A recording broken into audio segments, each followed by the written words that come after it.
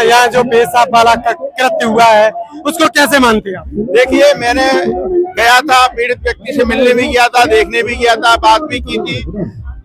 अपराधी किसी जात और समाज का नहीं होता है कि बाबा साहब डॉक्टर अम्बेडकर ने भारत का संविधान लिखा ही नहीं। देखिए, इसका जवाब तो मुझे लगता है सरकार को देना चाहिए। क्यों बाबा साहब को लगातार संविधान रचयिता के रूप में मानी जा रही है कि बाबा साहब डॉक्टर अम्बेडकर की विचारधारा से सनातन को खतरा है? नहीं, मुझे तो ऐसा नहीं लगता। जब आजादी के 75 साल में कोई खतरा नहीं हुआ तो आगे भी मुझे नहीं लगता कि बाबा साहब के संविधान से सनातन को खतरा है।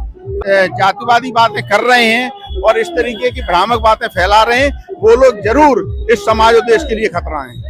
क्या बहुजन समाज में बढ़ रहे अन्य अत्याचार को लेकर बहुजन समाज पार्टी की एक बड़ी रैली है जिसमें पूरे विधायक संजू भी शामिल हुए हैं। तमाम लोग बड़े अत्याचार को बढ़ते हुए लेकर आज बहुजन समाज के इस अत्याचार को लेकर तमाम नेतागण मौजूद है। बहुजन समाज एक बड़े अन्य अत्याचार को बढ़ता हुआ नेता जी क्या कहेंगे बहुजन समाज के खिलाफ किस प्रकार से अत्याचार बढ़ रहे हैं, क्या मानते हैं आप इनको?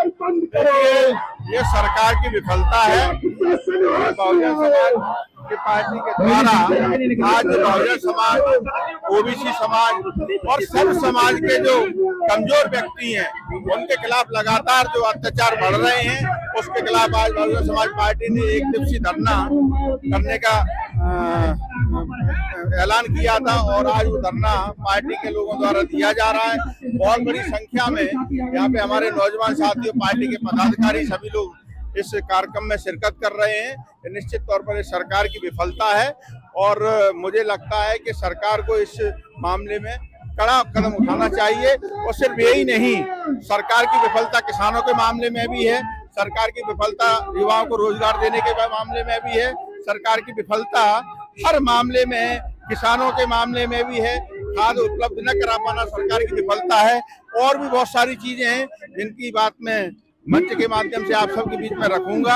आज बहुजन समाज पार्टी का धरना प्रदर्शन है, निश्चित तौर पर बहुत बड़ी संख्या में विरोध प्रकार से यहाँ जो पेशाब वाला कृत्य हुआ है उसको कैसे मानते हैं? देखिए, मैंने गया था, पीड़ित व्यक्ति से मिलने भी गया था, देखने भी गया था, बात भी की थी। अपराधी किसी जात और समाज का नहीं होता है।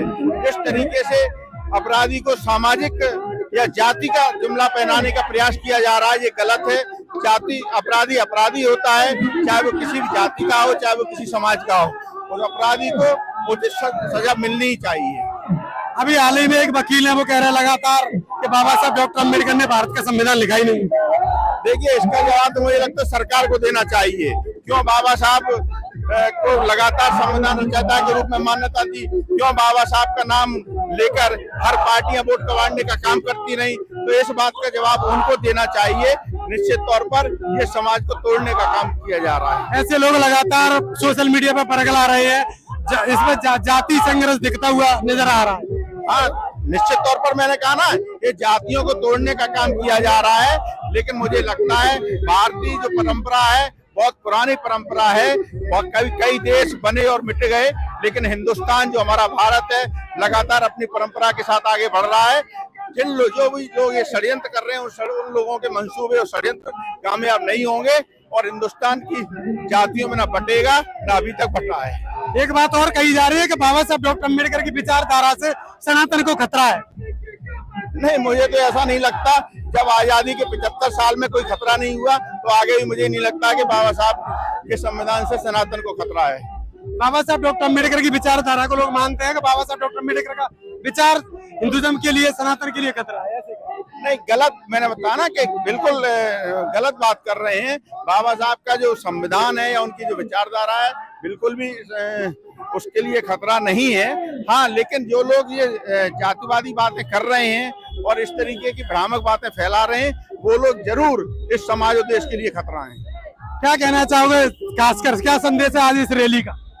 आज इस रैली का संदेश ये है कि जो अन्याय अत्याचार किसी भी समाज पर हैं, जो हो रहे हैं भारतीय जनता पार्टी की सरकार में, वो तत्काल बंद होना चाहिए। अपराधियों पर अंकुश लगना चाहिए और जो किसान की समस्या है वो भी दूर होना चाहिए, नौजवानों की समस्या है वो भी दूर होना चाहिए, और भी अन्य समाज की जो समस्याएं हैं सरकार को उन पर ध्यान केंद्रित करके उनको दूर करना चाहिए।